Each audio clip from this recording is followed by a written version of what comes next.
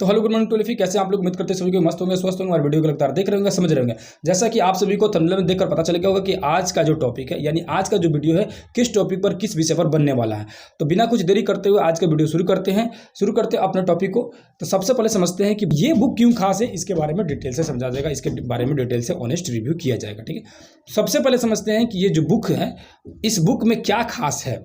ठीक है, तो आपके स्क्रीन पर दिख रहा होगा इस बुक के बारे में। सबसे पहले इस बुक का नाम देखिए क्या लिखा हुआ, भारत का भूगोल एनसीईआरटी सार कक्षा 6 से 12 तक। ठीक है, आपके स्क्रीन पर यहाँ पूरा दिख रहा होगा। इसमें लिखा हुआ है सबसे ऊपर भारत का भूगोल एनसीईआरटी सार कक्षा 6 to 12 सहित। इसका मतलब क्या होता है कि 6 क्लास लेकर 12 क्लास तक जो भी ज्योग्राफी के बारे में डिटेल से दिया गया, उन सारी चीज़ों को इसमें एडजस्ट किया गया। लेकिन मैं अगर बोलूँ, सही बात में बोलूँ, तो इसमें 8th, 9th और 10th ये 3 क्लासों को बहुत ही ज़बरदस्त तरीका से लिखा गया है। अगर आप एनसीईआरटी का बुक पढ़े होंगे या नहीं भी पढ़ेंगे तो ध्यान से सुनिए। आप बुक उठाइएगा कभी एनसीईआरटी का, देखिएगा 6, 7 और 8, ये 6, 7 खासकर 6, 7 क्लास जो होता है, ये 2 क्लासों में विश्व इतिहास के बारे में ज़्यादा चर्चा किया गया है। ठीक है, और वही 8 क्लास, 9th क्लास और 10th क्लास, इसमें भारत के भूगोल के बारे में ज़्यादा चर्चा किया गया। ठीक है, तो अगर भारत के भूगोल के बारे में आपको डिटेल से समझना पड़ना है तो भैया ये बुक जो है, आपके स्क्रीन पर जो बुक दिख रहा है, ये बहुत ही ज़बरदस्त है। ये बुक क्या है, बहुत ही बेहतरीन है। अगर आपको विश्व भूगोल के बारे में पढ़ना है तब ये आपकी बुक उतनी ज़्यादा आपके लिए लाभप्रद नहीं होगा, है ना, लाभदायक नहीं होगा। लेकिन भारत का भूगोल अगर पढ़ना है तो ये बुक आपके लिए बहुत ही बेहतरीन है, बहुत ही बेस्ट है। सारे क्वेश्चन, यानी भारत के भूगोल से रिलेटेड जितने भी क्वेश्चन रहते हैं वो इसकी किताब से मिल जाते हैं। और इस बुक में खास क्या है कि इसमें चैप्टर को बहुत ही डिटेल से समझाया गया, बहुत ही बेहतरीन तरीके से समझाया। जैसे मान के चलो कि, है ना, बहुत सारे ऐसे चैप्टर होते हैं जो 8 क्लास में आप पढ़े होंगे। जैसे मान के चलो कि भारत का संसाधन 8 क्लास में भी है और 10th क्लास में भी है। तो होता क्या है कि 8 क्लास में थोड़ी सी कम दिया हुआ और 10th क्लास में थोड़ा सा डिटेल में दिया हुआ है। दोनों को एक साथ पढ़ना है तो इस बुक में आप पढ़ सकते हैं, देख सकते हैं। ठीक है, इस बुक का नाम है भाई साहब भारत का भूगोल। ठीक है, और ये पीछे देखेंगे, पीछे आपको दिखेगा, स्क्रीन पर दिख सकता है, पीछे देखेंगे तो ये बुक के जो राइटर है, जो लिखने वाले हैं, उनका नाम है महेश कुमार बर्नवाल। और उनके बारे में पूरा डिटेल से पढ़ेंगे तो लिखा हुआ है कि लेखक सिविल सेवा 1997 का सफल प्रत्याशी है, यानी कि 1997 में ये सफल प्रत्याशी बने। वर्तमान समय में पांडिचेरी पुलिस के सेवा में एसएसपी के पद पर कार्यरत है। यानी कि जिन्होंने ये बुक लिखा है वो खुद एसएसपी है। और इनका जो ऑप्शनल विषय था, इनका ऑप्शनल विषय भी ज्योग्राफी था, है ना। उसी ज्योग्राफी विषय से ही खुद आईएएस के एग्जाम पास किए और इस समय पांडिचेरी में, अभी वर्तमान समय में अलग हो चुके हैं, क्योंकि जब का बुक है उस समय वो पांडिचेरी में थे, अभी वर्तमान में कहाँ है हमें भी नहीं पता है। ठीक है, तो ये जो बुक जो लिखा है, जिन्होंने लिखा है वो आईएएस ऑफिसर रह चुके हैं और बहुत ही बेहतर, और खासकर वो भूगोल के ही मतलब ऑप्शनल सब्जेक्ट था। तो समझिए कि उनके लिए जो ये ज्योग्राफी का जो बुक है बहुत ही बेहतरीन है। भाई साहब, मैं बहुत दिनों से ये बुक मैं खुद ही फॉलो कर रहा हूँ और इसमें जो चीज़ें लिखा गया है आप इसको पढ़ के देखिएगा तो बहुत ही मजा आएगा। जैसे कि आप इसको जब पेज खोलिएगा, है ना, तो पेज खोलिएगा तो आपके ऊपर में एक, जैसे कि मान के चलो पहला चैप्टर खोलते हैं। पहला चैप्टर आपके स्क्रीन पर दिख रहा होगा, इसमें देखिएगा तो पहले चैप्टर का नाम है भारत का भौगोलिक स्थिति। क्या है? भारत की भौगोलिक स्थिति। अब ये भारत की भौगोलिक स्थिति जो चैप्टर लिखा हुआ ना, ये चैप्टर 9th क्लास में भी मिल जाएगा। 9th क्लास में जाइएगा तो हुबहू यही चैप्टर मिलेगा।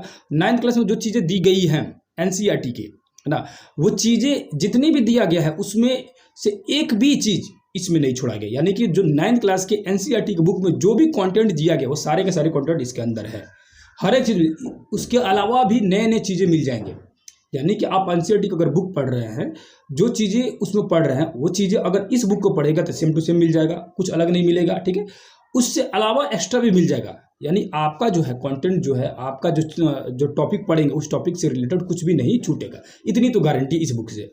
और ये बुक जो है, इसको पढ़ने के बाद आपको खुद ही थोड़ा सा मतलब एक एक्स्ट्रा एनर्जी टाइप का मिलेगा। कारण क्या है, होता क्या है ना कि हम लोग की कभी 8 क्लास का पढ़ते हैं लोग, कभी 9th क्लास का पढ़ते हैं लोग, कभी 10th क्लास का पढ़ते हैं लोग, अलग अलग एनसीईआरटी का बुक, या हम लोग स्टेट में जो बुक चलता है, जैसे बिहार बोर्ड का बुक चलता है एससीईआरटी का। ठीक है, तो अलग अलग स्टेटों का बुक पढ़ते हैं लोग। तो होता क्या है ना कि थोड़ा सा अलग अलग डाटा देखने के लिए मिलता है। लेकिन इसमें क्या है कि डाटा अपडेटेड रहता है। ये जो वर्जन है, ये सीरीज 3 है, लेकिन अभी नया नया सीरीज आपको देखने के लिए मिल जाएगा। हर एक साल ये अपडेटेड होते रहता है ये बुक। अगर आपको ये बुक खरीदना होगा तो न्यू सीरीज, न्यू एडिशन वाला बुक लीजिएगा। उसमें और भी जो भी डाटा है उसमें अपडेटेड रहता है। और इसमें क्या करता है ना, और एक और खास चीज़ में इसमें देखने के लिए क्या मिला कि कुछ ऐसे टॉपिक है ना, उसको थोड़ा सा करंट से जोड़ दिया है। करंट करने का मतलब क्या है कि कोई चीज़ें ऐसी जो है, जैसे कि वर्तमान समय में बहुत सारे खनन हुए हैं, खनिज वगैरह मिले हैं, तो उस खनिज को इसमें दिया हुआ है। होता क्या है कि एससीईआरटी बुक जब आप पढ़िएगा, उसका बुक अगर पढ़िएगा ना, तो उसमें क्या होता है कि डाटा बहुत ही ओल्ड है, बहुत ही पुराने हैं, अपडेट अपडेट उसको नहीं किया हुआ। वही एनसीईआरटी के जो पढ़िएगा तो उसमें अपडेटेड वर्जन रहते हैं। लेकिन मैं क्या बोल रहा हूँ कि अगर आपको एनसीईआरटी भी पढ़ने का मन नहीं कर रहा है, सिंपल ये वाला बुक उठाओ, है ना, ये वाला बुक उठाओ, इसको पढ़ जाओ, बहुत बेहतरीन बुक है। आप इसको जब पढ़ के देखिएगा, समझ के देखिएगा, तो आपको खुद लगेगा कि भाई साहब इसमें बहुत सारी चीज़ें जो है डिटेल से समझाया गया, डिटेल से बताया गया। इसमें अगर पहला ही चैप्टर पढ़ोगे तो हाल ही फिलहाल में जो एग्जाम हुए हैं, बीपीएससी एग्जाम हुए हैं, पहला ही दूसरा चैप्टर से आपको कम से कम 10 क्वेश्चन मिल जाएंगे, पहला दूसरा चैप्टर। अभी 1 2 3 चैप्टर पढ़े हुए ना, तो इसमें लगभग 10 क्वेश्चन आपको मिल जाएंगे हूबहू इस चैप्टर से। और पूरे अगर बुक को पढ़ रहे हो बेहतरीन तरीके से डिटेल से, तो मैं दावा कर रहा हूं कि जितने भी क्वेश्चन पूछे गए थे ज्योग्राफी से रिलेटेड, वो सारे क्वेश्चन इसमें से मिल जाएंगे। तो अगर आप भूगोल की तैयारी करना चाहते हैं, बेहतरीन तरीके से तैयारी करना चाहते हैं भैया, तो ये वाला बुक जो है मैं सजेशन दूंगा, मेरी राय से आप ये ले लीजिए। बहुत ही बेहतरीन बुक है। चाहे किसी भी प्रकाशन के पास आपके पास होगा नहीं होगा, उससे कोई मतलब नहीं है। रखे होंगे तो अच्छी बात है, नहीं पढ़ते होंगे तो कोई दिक्कत नहीं है, पढ़ रहे होंगे तो भी अच्छी बात है, ठीक है। लेकिन अगर मेरी बात मानकर यहाँ तक आप आए हैं तो मेरी बात मानिए, इस बुक को एक बार खरीदिए। ज़्यादा का ज़्यादा महंगा ये बुक मिलेगा नहीं आपको, लगभग 200-250 के करीब में, 200 के करीब में आपको ये बुक मिल जाना चाहिए। ये थोड़ा बहुत पहले लिया हुआ था बुक, तो अभी प्रेजेंट में इसका प्राइस कितना होगा लिखा हुआ 300, लेकिन है ना, हमें लग रहा है कि अमूमन ये जो है कम में मिलेगा, क्योंकि प्राइस से थोड़ा सा कम ही मिलता है। तो 200 के आसपास में ये बुक मिल जाएगा, तो 200 कोई बड़ी बात नहीं है, ठीक है। आप इस बुक के लिए लीजिए। भूगोल के बारे में, भारत का भूगोल, विश्व का भूगोल नहीं, याद रखिएगा, भारत का भूगोल, ठीक है। भारत का भूगोल के बारे में डिटेल से समझना चाहते हैं तो ये बुक आपके लिए बहुत ही बेहतरीन है, ठीक है। एक बार पढ़ के देखिएगा, कमेंट करके बताइएगा कि बुक आपके लिए अच्छा रहा कि नहीं रहा, ठीक है।